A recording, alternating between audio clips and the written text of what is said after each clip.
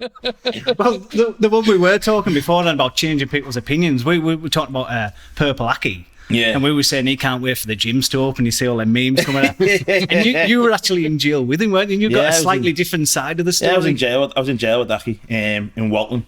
I think it must have been 8-9 years ago, something like that. I know him originally. I call him the dark one, because I'm from Sockton. He's from there himself. He's black as the night sky, mate. You won't meet him in the alley because he's, all you see his eyes and teeth.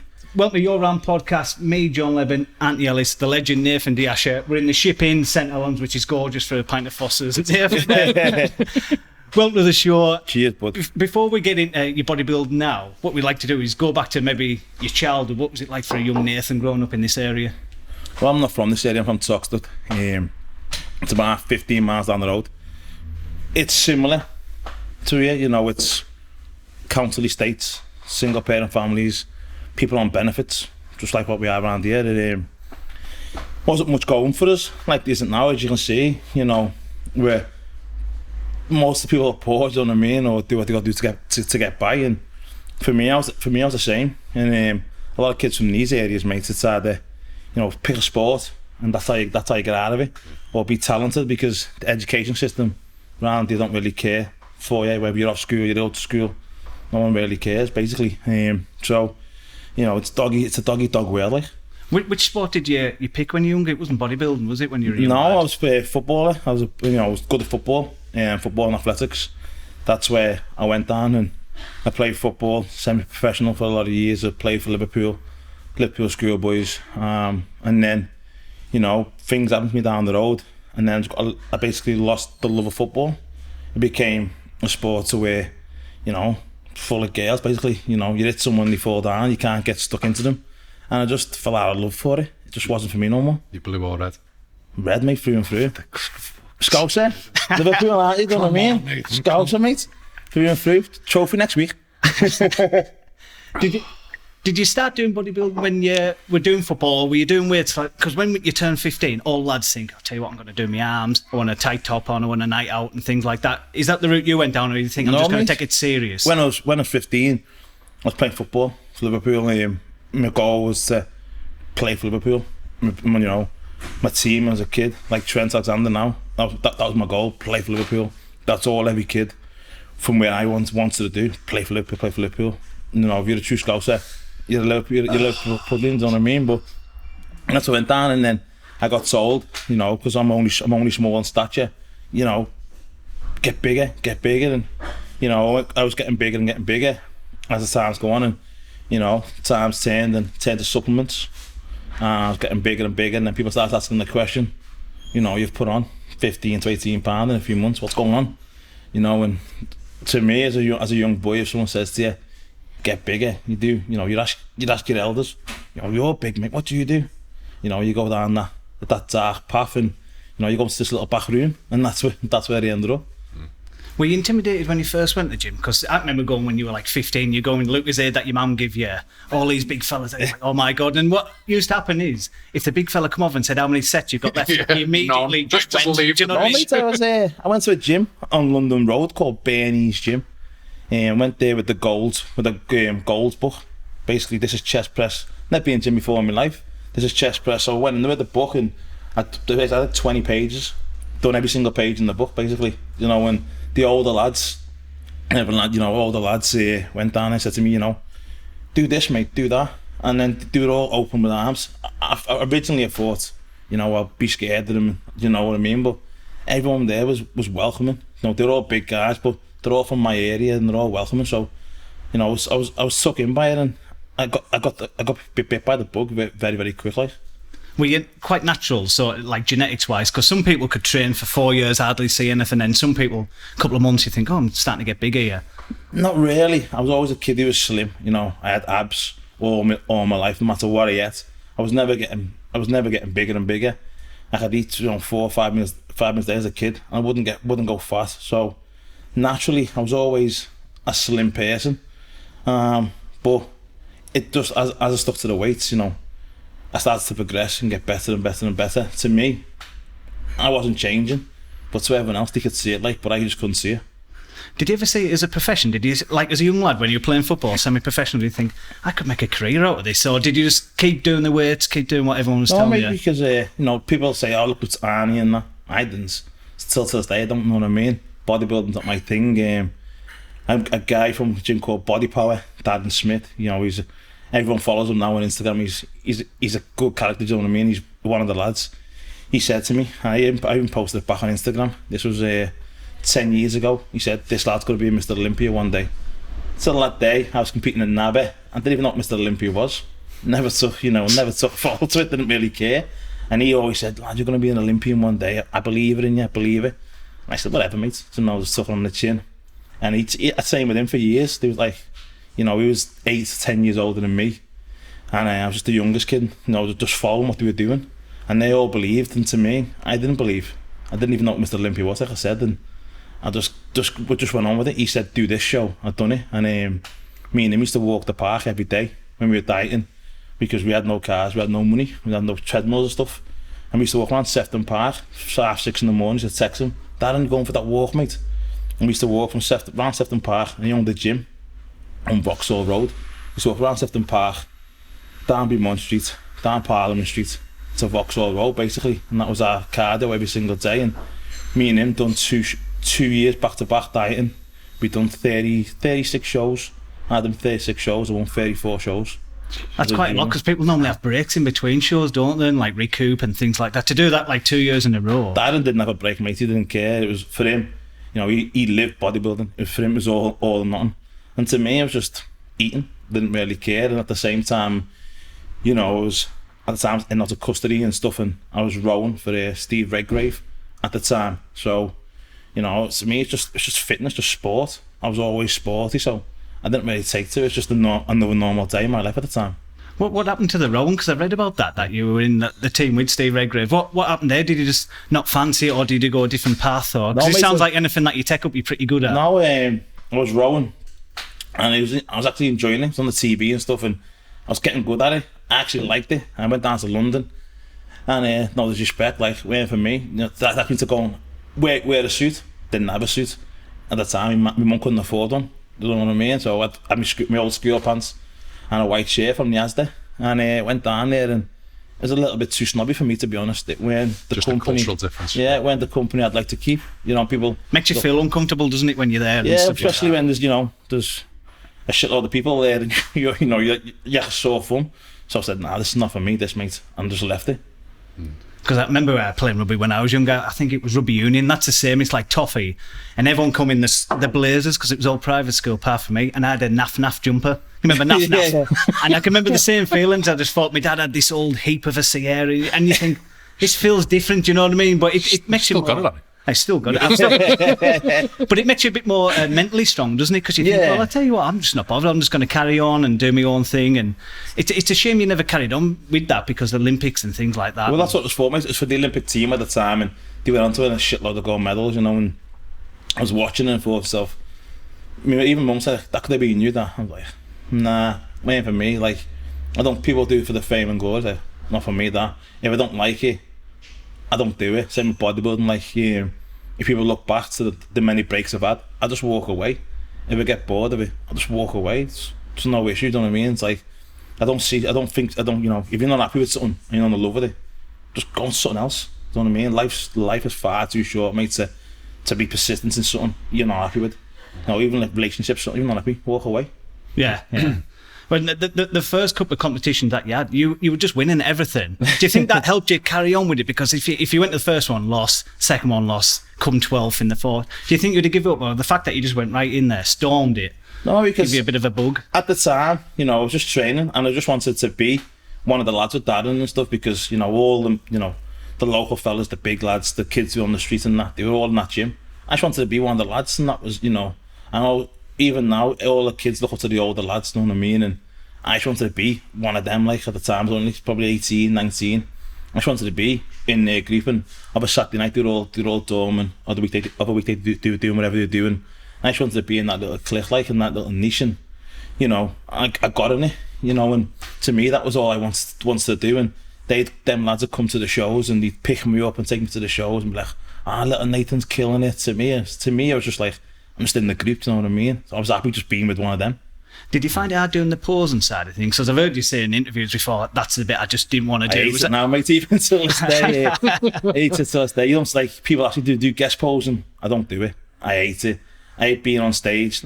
I think I'm, you know, a little bit shy and, you know, not confident. I hate being by myself on stage and people judging me for what I'm doing. I don't like that, do you know what I mean? And I just feel uncomfortable with it. Now, if there's 4 or 5 lads on stage, I don't mind it. But by myself, like you see my routines, they're like quick and just getting on and off. Just think, fuck it, do you know what I mean? How long does it take to learn a routine? Is it like a dancing? Do you have a choreographer come in and say, right, Nathan, this is what we're going to do? And a lot of lads who actually go posing, practice posing for weeks and weeks and months. I make it up on the day of the Olympia, backstage, go, what have you just done? What's Sean Roden done? What's Phil done? I'll copy that, I'll do that. Well, like, and that's it. Well, what constitutes a good routine? Because to me, because what I know wouldn't fill the back of a ciggy packet.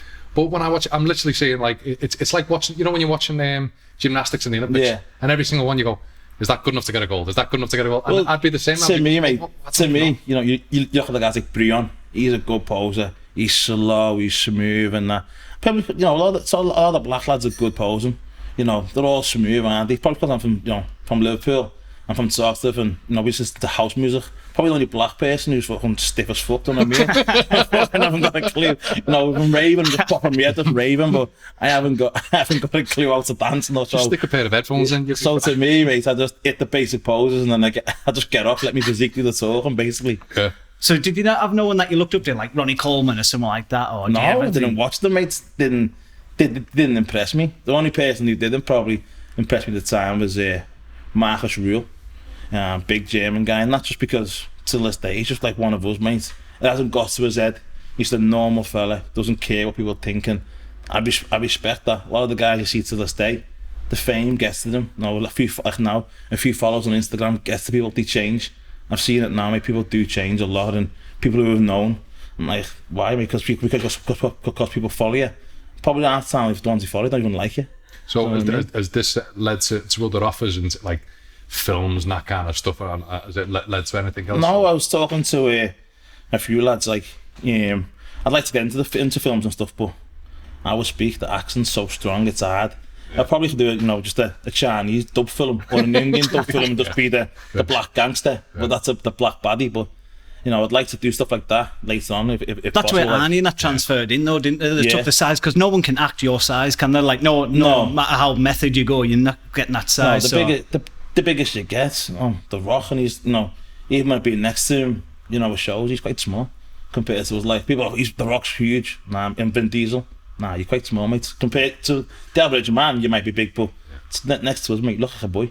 Well, I think on camera it adds weight as well. I think Arnie had to lose, was it like £30 or £40 for his first film? Conan, yeah. Conan, yeah. He had to lose muscle, didn't he? Yeah, and stuff like that. Would you be willing to do that? If something came in like Gangs of London and the second series come out and they said, oh, Nathan, want you to do that? Would you sacrifice your bodybuilding to maybe try something like that? Because, of course, mate, there's no money in bodybuilding, really. And that's something I'd like to do. And think about this, your kids can see it on the telly more often. And it's better, you know what I mean? People left and look at it and think, look at that lad, he's from the street, you know what I mean? He's gone on to do this and that. So hopefully, I've done a few things like, got body sculptures and stuff for certain companies who like use my body for different movies and stuff. But anything else further than that, I wouldn't mind. It'd be interesting doing. Like with you saying there about that, like there's not much money in body. Why is that? Because you think it seems on the outside it's a glamorous sport. Obviously, it's all about physique and how you're looking. So you would think that, especially nowadays with Instagram and Twitter and all that, mate, you'd think there's, but there's just not. Is it just like, because it's very, very niche, isn't it? Like you don't see it on any sports channels. You've got to hunt it out and find it yourself. It's niche because the powers that be don't promote it enough. Right. They're not with the 21st century. Social media, like you said, should be blasting on social media, should be putting it out there and getting major contacts. Because at the end of the day, if you look at it, and you look at it seriously, the people who PT you and your missus, and your local everyday person, they all look up to someone like us. And if we're sponsored by this protein brand, that lad who looks up to us will tell you to buy that brand. So it all stems down, do you know what I mean? But the powers that be, like I said, don't allow it. To do a bodybuilding show, you win $10,000. Now to get ready for the show, for what you need to use supplement wise, stuff like that, you're probably spending 30 grand. So you're winning, so you're not winning nothing. You know, when they could live stream it, put it on YouTube, and you charge £3 or £4. Even if you didn't like it and you were bored on Saturday night, you pay £3 to watch it, wouldn't you? Yeah. Just to be nosy. Oh, I don't like it. She's weird. So just to have your little 2 cents say. People do that, but they haven't streamed it enough, and I think, you know, if they'd done that, it would get out there a lot more. It's like in the Middle East, it's a mainstream sport, bodybuilding. Right. You know, over in England, we look down upon because we're meatheads and stuff, but you know, you go to the Middle East, Dubai, Kuwait, Bahrain, Saudi, you know, you're famous, mate. I go there and people know me by name.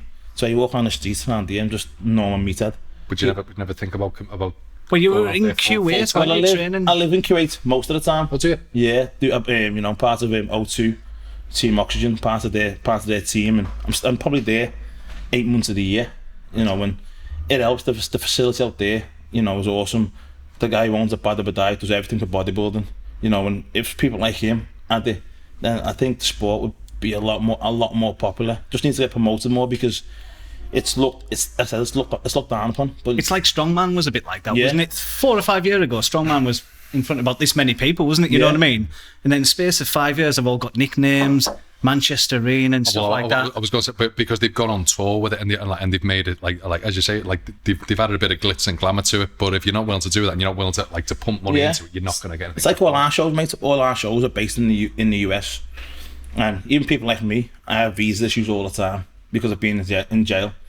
So you know, and you know, guys like, you know, Hadi Chupan, he's massive, you know, and but he struggles getting visas. So with the shows being in America all the time, people who struggle getting there, it's hard. But if the shows was to travel worldwide, then you'd get more attention.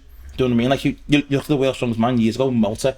What was the 1,000 people there? Yeah. And you look now, there's 60,000 people watching it. You will travel to the shows, and you just need to expand. You need that horizon. promoter, don't you? You need an Eddie Hearn type. It's him in wrestling. Yeah. Wrestling in the 90s was it's like small. our major show, Olympia. Okay, it's you know, it's from America. The bodybuilding is actually English, the sport, but you know, the main show is in Vegas. Okay, Vegas is a nice place, but not everyone can afford to go to Vegas. Do you know what I mean? So why don't you move that show and put it elsewhere? But then if you look at expos wise, Fitness Expo, the biggest one's in Germany, FIBO, and that's a massive, probably 4 or 5 times bigger than the Mr. Olympia. But people from Olympia won't spread it, and I think that's what needs to be done. Like. Well, it's the same in darts and stuff like that. Darts was played in front of nobody, wasn't it? You just need Yeah. that promoter to get out of strongmen sort of thing and just make it bigger and things like that. And people like yourself make it more like known outside the sport. Yeah. Sort of TV Make it more shows. accessible, yeah. Yeah. Oh, yeah. Sort of transcend the sport and things like that. But I think I was going to ask, how did you end up training in Kuwait? Because from Liverpool to Kuwait seems a bit of a, All right, bit of a mate, to jump. be honest, you know, like I said, all my life been back and forth in jail. That's, people ask me all the time, and that's When was the first time that's you on went to you. jail? That's on probably Google, probably, you know. And so I don't hide that fact, you know what I mean. Yeah. I was a young lad. I got up to shit, and I'm proud of it because in the day it's made me the person I am today. Probably been in jail since I was 17. Right. You know, and just fighting a lot of the time. You know, you're out on the town, you have a few drinks, and people call your name. You end up fighting. You know, we're in the world now, so where years ago you could put your hands up. You know what I mean? And yeah, you and your mate have a fight. That was it. But now everyone goes to the police. They want to sue you and stuff. So, you know, I was in jail for fighting. But you know, it is. I said it is what it is. But that's made me who I am today. Like. Did you struggle in jail? Or is it one of them like where you thought, oh God, I can't wait to get out? Or were you one of them thinking I'm doing my weight and things like that and just get on with it? No, I just got on with it. You can't run away. You know what I mean? You're in there, so you make do with it. And a lot of the time, you meet, actually, even though they are criminals, like you meet a lot of good friends and good people. You know, because they listen to you. You know what I mean? And you're in the same situation as them, and you're locked up with someone 24/7. You know, you learn what they're about rather than what they've done, rather than judge someone. Like, so, I learned a lot from it. You know, I haven't been back for years and years, and I think people, even now, people always judging on what you've been away for and what you've done, rather than, you know, what you want to achieve, basically. I can't imagine you'd have had much grief and you were no one's bitching. Well, the one we were talking before then about changing people's opinions, we were talking about Purple Aki. Yeah. And we were saying he can't wait for the gyms to open. You see all them memes coming out. And you were actually in jail with him, weren't you? And you got a slightly different side of the story. Yeah, I was in jail with Aki in Walton. I think it must have been 8-9 years ago, something like that. I know him originally. I call him the dark one, because I'm from Sockter. He's from there himself. He's black as the night sky, mate. You won't meet him in the alley because he's, all you see his eyes and teeth. But people, he's crazy and that. It's a lot of it's an urban myth. Do you know what I mean? You probably hear people on other podcasts. It's like the Loch Ness Monster. You always hear these rumours, don't you? Proper shit. You know what I mean? But there are people who've never met him. He strives off fear. That's what he does, mate. Don't get me wrong, he's a fucking big ass fella, and he probably does like to touch muscles and that. But what you hear a lot of the time is bullshit. But people in jail, a lot of lads are scared of him. But if you know him and you just he goes, "Listen, Aki, calm down." He just relaxes then, and he helps a lot of lads in jail, with like the case and that, because he's smart as hell, mate. You know what I mean? He's a clever fucker. And he helps a lot of lads in jail, but the ones who doesn't help are petrified of him. Actually petrified of him, like. Because it's about 6 foot. What is it? He's about 6 foot 8, mate, 6 or 7. He's fucking massive. And he can handle himself as well. He can handle himself. You listen to, like I said before, Darren Smith. He tells a story about him. 2 of his mates are literally smashing the fucking face out of him, bladdering them, and he just gets back up, mate. And then he ends up knocking at the lad's door, wanting more. He's a fucking, he can have a go, like he's not shy. Change our opinion. Because you see all the memes, don't you? Can't wait for the gym up and it's got Purple Aki's face on there. That's been the reason for years why I've never bothered with the gym, do you know what I mean? But now, if it's all a myth. Get down, Aki, you'll squat you, lad.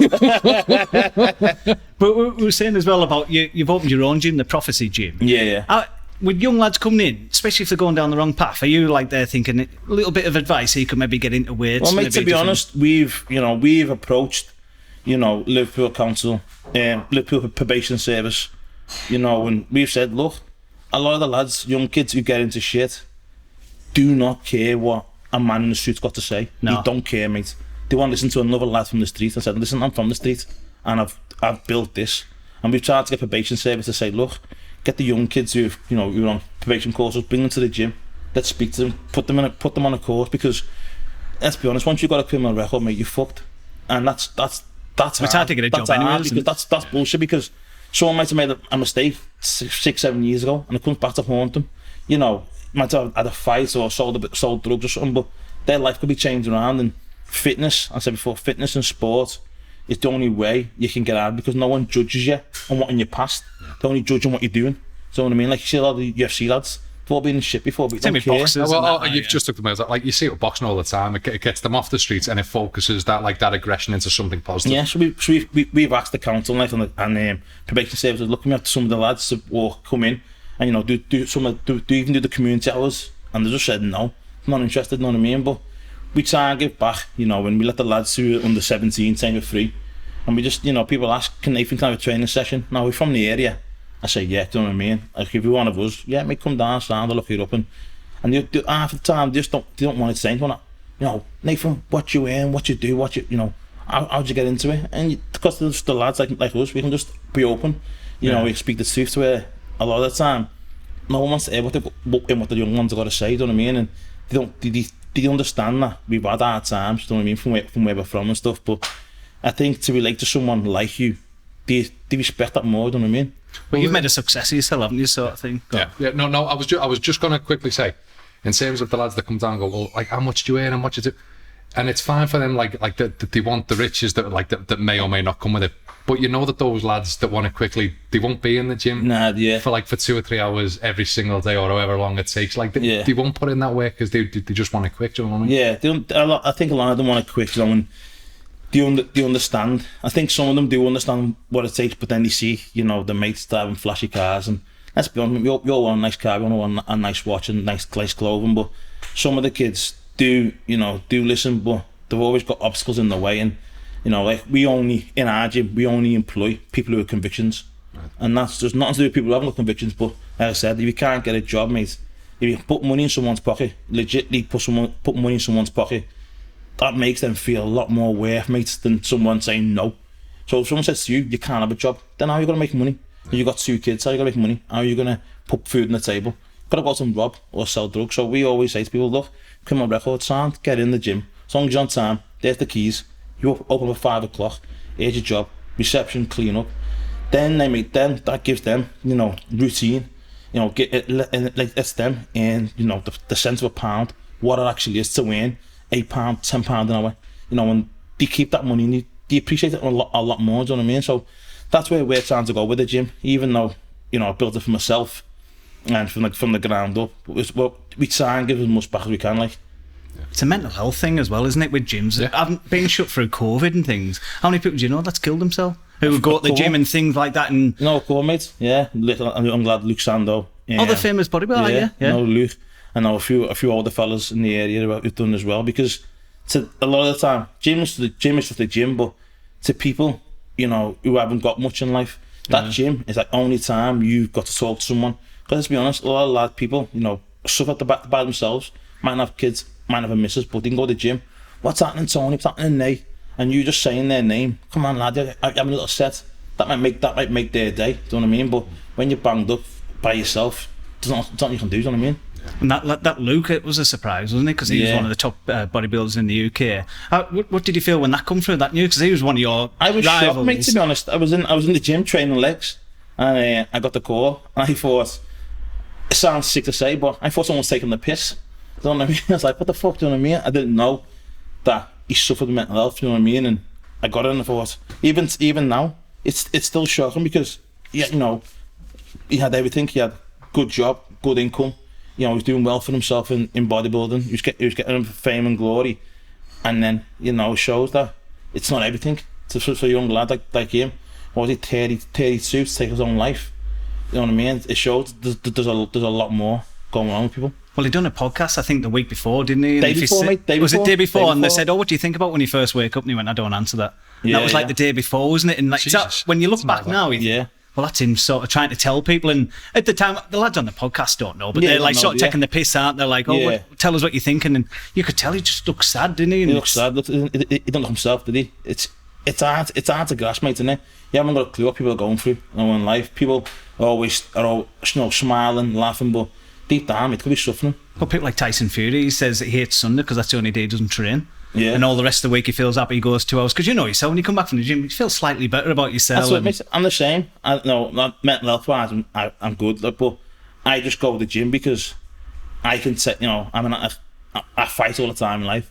I'm quite an angry person, so I know I can go to the gym. You know, in my words, I can fuck shit up, talk to the lads, I can have banter, I can slam the weights. That's my aggression out there. Do you know what I mean? That's like my bit of, do you know what I mean? Giving to the world. I don't give a fuck. That's my like little burst there, and I get to do it every single day. And me doing that lets me generate my, you know, positive energy elsewhere. Yeah. And that's where, you know, you want to keep as much negative energy in one place, and then I'm positive the rest of the time. Like. But you don't take it on to your family then, do you? You can go to the gym, do what you need to do, come back and play with the kids and that's things like that. Well, you know, you have a bad time with your missus, so you can just go to the gym. Do you know what I mean? So a lot of lads, what do you do? Go outside, go get on the ale, want to fight, do you know what I mean? But put your mind to something else, go to the gym. You know, even if you're being earlier on in the day, if you're arguing with your missus or whatever, you can go back to the gym, can't you? And that's a lot of people's little, you know, in a little sanctuary.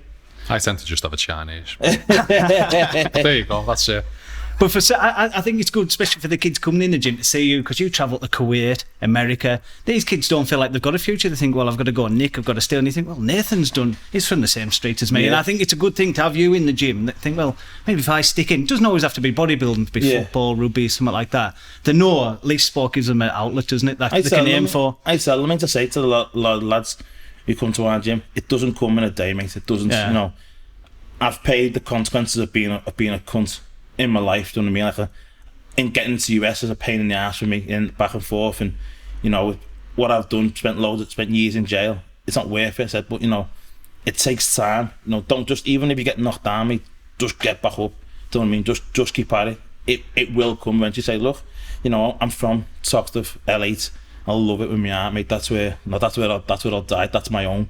Do you know what I mean? I said, look, but you know, I live in a nicer part of Liverpool. I know I can go home, close my door, I'm not about getting kicked in every night. I don't care who sees what car I drive, put it on my path. And say, these little things are luxuries, you know what I mean? Like, if you want it, mate, you can get it. Whether that's doing whatever you're doing, just put it into positive things. It is actually possible. Because when I was younger, mate, and let's be totally honest, like, I didn't look up to no one famous, because I used to look up to in Stockton. You know, we had Howard Gale. He played for Liverpool. He was awesome. Everyone looked up to Howard Gale, but when you're a younger lad, mate, look like a Curtis Warren. That's who, like, because he's from that area, you know what I mean? He's got millions, gets all the girls and that. And that's, you know, but now we have a lot of lads who are successful, business-wise and, you know, sporting-wise. So a lot of the kids can look up to us rather than look up to criminals, you know what I mean? And I think that allows them to believe in themselves, especially when, like, a lot of lads go back to the area and, you know, showing their face, getting their haircuts in the local barbers and going to local chippies and restaurants. That means, and look, we're from you, you know, we're proud to be here. And the kids can see that, and I think they respect that, do you know what I mean? Have you ever been tempted to move? Because America, bodybuilding is probably bigger than in this country, isn't it? Yeah. So, like, there's gold gyms and things like that. Have you ever been tempted to maybe move to the US? No, mate, I'd like to have a holiday home there. You know, I lived in Kuwait for basically 5 years, back and forth. Lived in America for a year with my old coach, Matt Jensen, Tennessee. And I loved it. I'd have a holiday home there, but nah, mate, I'll die in Liverpool. You know, I'll die there, mate. That's my home. People move and travel the world and move to Australia and America, but I'm a Scouser through and through, mate. Still in Stockton? No, not in Stockton. Live in Bolton Village now. Oh, you know, fucking money there. There's no money in bodybuilding, nothing. But you know, I'll die in Liverpool, mate. I'll die and that's where I want. That's where I want to be. I don't want it because I'm a Scouse, mate. I'm from Liverpool. Why would I want to move from where I'm from? That's me, mate. You know what I mean? And I'm proud to be from there. You know what I mean? A lot of people say, "Oh, I want to move," but why? You know, the kids will probably have a better education, maybe possibly in America. But you know, my kids are Scousers, and that's where they're going to stay, and that's my own. That's their own. I liked it when you got invited. I think you took that attitude. You got invited to the Olympia, and most people like, I won't go this year. I'll give it a couple of years. I'll get big and went, oh yeah, I'll fire in. Do you know? You just went straight in. The first opportunity, you just thought, I'll just go straight over. But what was the thinking behind that? You just thought you maybe not get that opportunity again, or yeah, mate. You know, I competed for the first time, and I was in Q8. I never had any expectations to get from my first show. I got second. I never had any expectations to go anywhere as a pro bodybuilder. At the time before I turned pro, I was living in pizzas and Domino's. I was working in Domino's on Hunts Cross, delivering pizzas, and I said to myself, you know, fuck it, I'm going to take this trip to Q8, and went to Q8, and the guys there thought I was a fucking swimmer. They thought I was a swimmer because I wasn't that big, you know what I mean? And then my goal, I said to myself in my head, my goal, because you know, they had Rolly Winkler there, Rami, Ash Kanani. My goal in my head was, I'm going to be second best bodybuilder in this gym in the next 2 years. Didn't say it to no one, but in my head, I said, I'm not leaving my kids and the missus to be number 3 or 4. I'll be number 2 in here in 2 years. And that was my goal. And then the miss said to me, go to Q8, you know, go there. I thought, oh, you know, whatever. So I landed. Like I said, they thought they had nowhere to stay. They just went there, took a loan at the bank, you know, I had nowhere to stay. And just packed up and left. It was in November. I left and I stayed there, mate, and I got second to Rolly at Body Power. A week later, I had no money in the bank. Badder, who owns O2, said to me, go to New York. You know, New York's where the Americans need to see your physique, you know, they need to see it. I couldn't afford New York at the time. I had no money, so I took out a loan, like I said, to Q8. I sold 2 more credit cards for to get to New York. For me, the missus, her mum, and the kids. So I basically, in my overdraft at the same time, maxed the credit cards out, went to New York, and then I got 7th. Didn't even get a look in, mate. Just had me over because of this whole politics bullshit. You need to earn your stripes, basically. So I said, this is bullshit. This, like I said to her, I'm quitting this. This is fucking pain in the ass. You know what I mean? I'm fucking one of the best, and they're just bumping me. And then Badder said, you must go to the Olympia. And the week after, there was another show in California. I said to him, fucking skint, I can't afford to go to California. And then I said, okay. So I lent money off my younger brother, Josh, to go to California. Went there by myself. flew there, got second to Steve Kiko. I thought I deserved to win that. And then I said, listen, I'm fucking tired now. My body's fucked. I want to go home. And then Badders basically saying to me, no, there's one more show in Toronto. Go to Toronto. I said, mate, I owe everyone money here. I've got 2 seconds, which was $10,000 each. I said, time I've paid them off my credit cards, me overdraft, my younger brother. I said, I'm still in debt. I said, I can't afford it. I had no sponsor, so I can't afford it. I went to Toronto and I won it. I got 15,000, paid everyone off, come home with like, I think 6, things like with conversion, I come home with about $4,000 or something. So I've been dieting since December. It was 7 months I earned $4,000. I said, so I started Domino's, would have made more money Domino's. I would have, mate. And then I got invited to Olympia. But I was like, go to Olympia. I'm like, yeah, fucking going to the Olympia, why not? No one's been to the Olympia from England since Dorian Yates. I'm going to go. So I went there, had no expectations. I'm just going to go, I'm not asked. Know what I mean? Went there, and I got 12th. And then everyone was talking about me and stuff, and I was just happy to be there, me, and no one could understand the word I said. I had to talk so slow so everyone could understand what I was saying. I know what I mean? And they're saying, Nathan, slow down, I can't understand what you're saying. So, you know, when I went there and I was happy, and then that time, Darren Smith, again from Body Power, he came, mate. He came, he said, he hasn't missed an Olympia since, and he said, lad, I fucking told you you're going to be an Olympian. And I said, I haven't got a clue, mate, I just fucking went on stage. Do you know what I mean? He's like, you're buzzing, I'm fucking proud of you, lad, I'm proud of you. And I said, mate, it's another show, innit? It's another show, innit? To me, I wasn't too phased, but I know for a fact it meant more to him than it did to me. Because he believed, like, you know, he supported me for years and years, giving me all the supplements I needed for free off his own back and stuff, and it meant a lot to him, you know what I mean? But to me, like I said, it was just another show, and up until that day, I didn't even care about bodybuilding. I wasn't too phased about it, to be honest. So what year was that? What year was that Olympia? That was 2016, I think. 2016. Yeah. Right. So So like, have you been back like? So yeah, I got the year after. I got 7th. Right. So I went back the year after. I got 8th. I missed last year because I was on court case. The judge wouldn't extend it for a day. Wouldn't let me out for a day.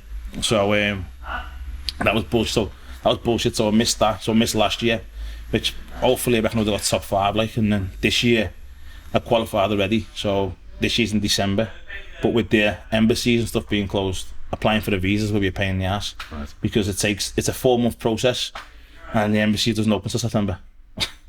Do you think you've peaked yet? Do you think you've, like someone like Ronnie Coleman was in his 40s still winning Mr. Olympia and things like that? Do you feel like you're just getting better the older that you get? I feel like I'm getting better, mate, to do, and getting bigger. You know, mastering the craft a lot more. To where when I was younger, I was just lifting heavy weights. I'm training a lot smarter now. You know, when I've had many injuries, tears and stuff, and now I'm starting to, you know, listen to older guys like Dexter Jackson and stuff, and I'm trying to nourish the body, so use a lot more machines and train sensibly. So I feel like I'm getting better. I don't feel like I'm maxed out. I feel, you know, I can grow a hell of a lot more. And my coach Asha in Kuwait and Badr, they think I've got a lot more in me, and I believe I've got a lot more in me because, you know, I've got to have a lot more in me because I'm not in the sport for long, mate. I'm retiring soon. You know when you're saying like that you can get bigger, is that literally what? Is it just being? Is it the biggest wins or no? What is? Because it was the biggest win, Ramy would win, but he never gets in shape. It comes down to symmetry, aesthetics. You know, everything's got to flow, condition. It's a lot of factors, not just bigness, but, you know, I've got a small waist, you know, and that goes to my advantage. So I think if I can gain possibly, you know, 8 to 10 pounds, I think that's me fully peaked, and I think that's where I stand a chance, you know, hopefully winning Olympia. Do any of the older bodybuilders reach out to you and think, oh, I'll give you a bit of advice, you know, like Dorian Year to someone like, because I watch him on the podcast. Dorian doesn't talk to him, mate. Right. I think he's up his own arse. Right. I'll say that, I think he's up his own arse. Doesn't talk to no one. Is he still out? Is he in America? He's in Spain. He's in Spain. Doesn't talk, you know, he's from England. You would have thought he'd be for the English lads and pushing us That's forward. what I mean. I thought he'd maybe like say, oh, if you do this. Mate, and... No, he doesn't. He doesn't. He's not out there helping the lads, coming over and saying, do this, do that. No, he just does his own thing. You know, you would have thought, like, because he's a living legend. You know, he'd help the lads who are coming up, but He just doesn't. You know, he's never spoke to me, never spoke to him. I wouldn't want to shake his hand because he never tried to shake my hand. So I'm not. People ask me who do you rather talk to? Ronnie Coleman. I bet a meal with Ronnie. He was awesome. Dexter, you know, Chris Cormier. These guys have all reached out. You know, all Americans, but they've all reached out and they've all looked after us to a door and hasn't bothered like. Well, Ronnie seems like a nice fella, doesn't he? And when you're saying about money, he's working as a policeman, wasn't he? Right? Yeah. He was winning Miss Olympia. He was going into work with them shorts on. I don't know where they were getting them shorts made, but custom made them, mate. he was winning and going back into work. So, but I think he's made money now out of endorsements and things like that, hasn't he? But I think back then, mate, there was money in it. There was right. a lot of, no, they were getting contracts for close to £1 million, and now, like I said, a lot of the younger lads, you know, people who aren't professionals want to be ambassadors for the company and are willing to sell the soul for 2 bags of protein, which then is downgrading the contract for the lads who are pro, because why would you want to pay a lad, you know, £500,000, so, you know, who's one of the best in the world, when you could go and give 60 or 70 kids, young people, 2 bags of protein to do 800 posts a month. You know what I mean? And I think that's what's eating the sport. People aren't understanding the value of what they're worth. You know what I mean? The company understands what they're worth, but the people who actually who want to achieve the pro status or who want to become pro aren't understanding what they're worth. They're selling themselves short. And what they don't realise is that if you're willing to take 2 bags of protein now, then when you do turn pro, I'll give you, so what, you only wear 4 now. You know what I mean? And then they'll look back and think, shit, you know, I undervalue myself there, and it bites them in the foot later on. Yeah, I mean, like the likes of Ronnie Coleman, they were probably riding on the back of the likes of Schwarzenegger's success, because like he made it so mainstream, like back in the 70s and 80s. So obviously, as you say now, there's no one like. I mean, you talk about these names now. I would assume that to someone who doesn't know anything about the sport, you could be saying anyone, because you say that, but that goes back to it being a mainstream sport, stuff. and it's not mainstream enough. Yeah, I think it could be mainstream. I really do. Like I said, excuse me, I think it could. It just needs the right promotion and the right push. South Korea do it well, don't they? Them shows, like they've got like they have good shows, lights and things, all sorts. When you come on, it's so different, isn't it? That show compared to other places. So go to America, it's just a curtain. You know, in Korea, mate, they do. I won a show there last year. You know, it was busy. It was rammed out, mate. You know, a good few thousand just for a local show, and they treated you well. They didn't understand the word of English, but they treated you well. You know what I mean? You know, they didn't understand everything they said. They went, just laughing. But the show was absolutely out of this world. How important are supplements? Because to average Joes like us, you just see these people holding these things underneath saying, take this, you'll look like this. What's the likelihood of that happening for someone like us that's going to go to the gym maybe twice? Probably more like me, because, you know what I mean? Because you're in bums and tums twice a week. Is this going to get us ripped? Sort of thing? How many times do I have to do Pilates? I can't even do Pilates myself, mate. Can't get into a stretch. But they do play a massive part, mate. They do, you know. And that's being said, you must take them because not replaces food. First and foremost, food is the main thing, but these things do actually replace a lot of stuff, you know, and we can't get your essential fatty acids in. Like, I don't eat fish, so, you know, these essential fatty acids do make a difference, and, you know, getting your cod liver oils and your proteins in, you know, because people just make it for a reason, do you know what I mean? They do make a massive difference, and, you know, to understand it, you got to slightly educate yourself a little bit, rather than just, what are you doing? You've got to educate yourself a little bit and know when to take them. And a lot of the lads, you know, it's just like bro knowledge. You know what I mean? And if you ask someone in the gym, they'd tell you straight away, best time to take it, this and that. And like I said, you can always find, you know, you won't find it in one of these corporate gyms, you know, these JDs or pure gyms. You won't find that knowledge there because people just don't care. You'll find in like your Backstreet gyms where everyone thinks, I'm scared to go there, but that's where more than likely the friendliest people actually are, mate. And I was going to say, I'd done a personal trainer degree online 6 weeks, and I started working in them gyms. Didn't have a clue, do you know what I mean? Eat chicken, rice, that'll be all right, you know what I mean? Do curls, bench press, and I'm one of them type of people that was giving out terrible advice, but like in them Backstreet gyms, there where the real guys are. That's where the lads are, mate, who are willing to talk to you, you know, and don't judge you, and who are willing to give you their information. That's how I learned. You know, and I think that's the best way. I think the misconception is as well that you just train for like 8 hours a day, isn't it? A lot of it's recovery, food, I'm only napping. in the gym 45 minutes a day, mate. Yeah, I'm lucky enough. I think it's the black genetics in me, but I don't do no cardio. I was just going to say, because normally a lot of them do a half an hour before breakfast, don't I they? don't do cardio, mate. I think it's the black and the Filipino in me, but I don't do cardio. Like for me to get in shape, I'll diet for this year, doing the Arnold Classic this year before I cancelled. I done a diet for 7 weeks. I didn't do one bit of cardio. So 45 minutes a day, is that 5 times a week? 6 times a week. But with the high intensity that I train at, it's like doing a cardio session, because I won't sit there. You know, see a lot of these people going to on your phones. Going to corporate gyms on your phone, doing a selfie, doing a chick, how they're looking, this lighting. I'm just in and out. If you see me doing a video, that's because one of the lads are videoing it, but I'm just on, off. I haven't got time to waste, and you should be in and out. You can't let the muscle, recuperate. You need to be in and out, blast as quick as possible. That just shows a difference, because honestly, I think I train more than you, and I look like a bag of soup. Do you know what I mean? Like, I just think, because I go for more than you. I definitely. But that intensity, because that's in Dorian Yates. He said that he was 45 minutes. Now you've said it. I'm starting to think maybe just quick, mate. Just quick. Now, because think about it. How can you put it? Let's say you do 5 exercises, right? 5 exercises. Let's say you do 4 exercises per machine. What's that? That's 20. That's 20 sets. Yeah, 20 sets. A set takes 30 seconds. Yeah. So what's that? You know what I mean? So that's 10 minutes. 10 minutes of work. That's 10 minutes, right? Of solid work. If you have a minute rest, yeah, you're still under 45 minutes.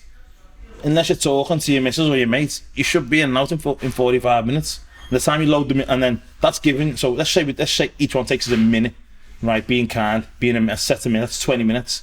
The time you load in the machines, take 30 seconds. There's only half an hour. So we should be in and out in 45 minutes. Is there certain body parts that you should train together as well? Because there's always people like saying, I do chest with tries, I do back and legs. Back and well, it depends. Like me, I do certain body parts because I double up, because, like, for example, my back is not my best point. So I'll try and get back in twice a week.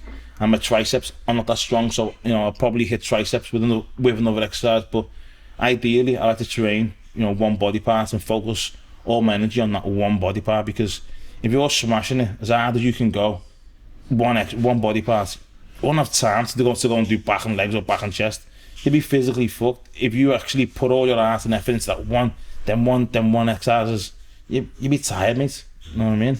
Does everyone train the same in bodybuilding? Does everyone have different ideas? So you train like this and someone else, no, I do 3 hours a day. Everyone has their own difference, because everyone's different as an individual.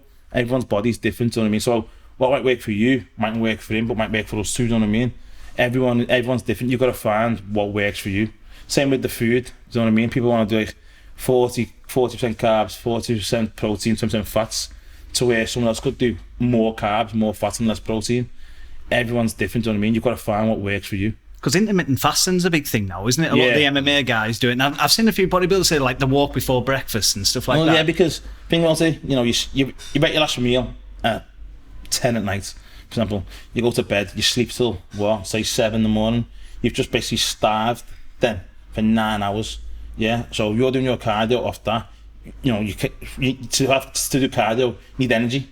Best source of energy is fat, innit? You know what I mean? So when you're walking first in the morning, you're burning your fat straight away. That's probably your best time to do it, or immediately after training.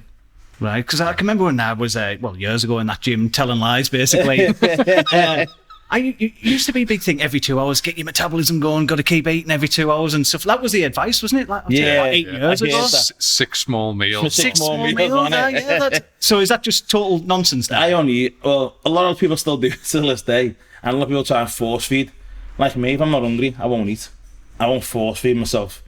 I reckon that's disgusting. See a lot of lads doing it to go bigger, but I physically just could not do it. Like, just putting food down me for the sake of putting it down me. If I'm not hungry, just don't eat. So how many calories do you go through on a day? Roughly right now, around 6,500 a day, roughly. Oh, Nathan, that's nothing. That's quite a lot of calories if it's all chicken and stuff like that, isn't it? Because I'm assuming you're not having Domino's pizzas. I'll have a Domino's, mate, because it's the work. It's still free. Still got me fucking cards, you know what I mean? Got me freebies and that. But I mean, stuff like that, I find the dieting, that would be the hardest thing, especially coming to a competition. If your mates have got like a birthday and they want to have a pint and things. That's easy, because if you have a normal life, it's a lot easier than what you think. Because think about it, you're working 9 to 5, everyone does. Yeah, you go home, go to the gym at 5:30, finish to say 6:30, basically, time you've walked in the gym. then you're going with your missus. It's not hard to diet. If you break your life down, into sections, it's not actually hard to diet. You start panicking. Oh, I'm only having chicken and rice, and he's having a curry. It gets hard then. You start playing mind games. Just break your life down. So 9 to 5, you're in work. What you do? Eat your breakfast at home. Eat your dinner with everyone else, the staff. They can have a burger. You can have barbecue chicken, rice, some hot sauce, have your tea. Just break it down meal by meal, and it's a lot easier than what you think to diet. And then, if you're having a normal life, then come on a weekend, have a cheat meal with your mates. Don't let bodybuilding determine your life. That's what I say to everyone, know what I mean? If your mates, if it's a Saturday and it's a main event with your mates, go out, enjoy it. You're only gonna live once. Don't let, make them memories, because memories are more than a bodybuilding show or a bodybuilding. It's a memory, and it's like you and your mates, and you can't get them back. The way I say it, live your life like a movie. When you die, you want to watch it, don't you? You know what I mean? Oh, I've done that. Or tell your grandkids, when I was young, I was in beef with the lads, we got off our face and this happened, look at this tattoo. Your kids can laugh about it. It's just a good memory, and I think a lot of people in bodybuilding don't look at it like that. To me, that's how I see it. I was going to say, I can imagine in Ocean Beach in a beef, you look better than us two when we took our tops off there. Yeah. I didn't bother taking t-shirts after. No, but what do you see for the future there for the next couple of years? What are you open to win Mr. Olympian thing? And you said you wanting to get out quite quick. You don't want to be in here when you're like 55, 56, something like that. I've got a son who's 7. He's very, very good at football. I don't really want them dads who can't run around the park. So my goal, I've got a few businesses. I want to open another 1 or 2 gyms, and carry that on. But if I was to win Mr. Olympia, I'm 34 now. If I was to win Mr. Olympia at 37, I'd be done, mate. I'd walk away. Like Eddie, he won World's Strongest Man. He walked away. What's there to prove? I'm never going to win 8. The number's 8. I'm never going to win 8. If I win 1, what more is there to achieve? You've done the ultimate goal. You've been the best in the world at one time. I'd rather retire on a high than run my body ragged. So if I was done when I was 37, great, I'd retire. But then if I didn't win it, come 40, my son's gonna be 12, 13. I'll retire, walk away, and I've done a marathon a few years back, and my goal is when I'm 40, I want to cycle the length of Britain. That's what I want to do when I'm 40. So when I'm 40, mate, I'll be done from this sport. I don't want to be getting, gassed and breathing, like heavy breathing when I'm 40 years old. I want to, basically try and turn my insides back and be healthy and do a few miles with my son around the park. Just be healthy, be a home dad. That's what I want to be, you know what I mean? Rather than miss my kids because I'm travelling and working, rather be at my son's football game, be at my girls' play, gymnastics. Because myself, I didn't have my dad around, so I didn't know what it's like to have a dad. But I want to be what I didn't have. You know what I mean? I want to be around it for my kids, and I want to see them grow. That's what I want to be. Just a good dad. That's it. Nothing else. Well, not just that. Just getting to Mr. Olympia, the first one in I don't know how many years, isn't it? What Dorian Yates? When did he retire? How many years ago? Dorian was, I think it was 20 years ago, something like that. 20. Something like that. So you're already a trailblazer in that sense, aren't you, to get there? So just getting there, and if you can get in the top 3, even or top 5, 6, something like that, would be amazing. But cheers for coming on, Nathan. It's been absolutely class. Enjoyed even about Purple Aki as well. Different side of that story. I'll stop saying them. So basically, what you're saying is, if anyone sees Purple Aki in the street, go up to him, shake his hand. His hands, what's happening, Aki? What's going on, lad? If he tells me to take my top off, I'm taking it. Just don't squash for him. He might give me a little tea bag or something. Cheers, Nathan. Thanks a lot. Cheers, mate. Cheers, mate. Cheers.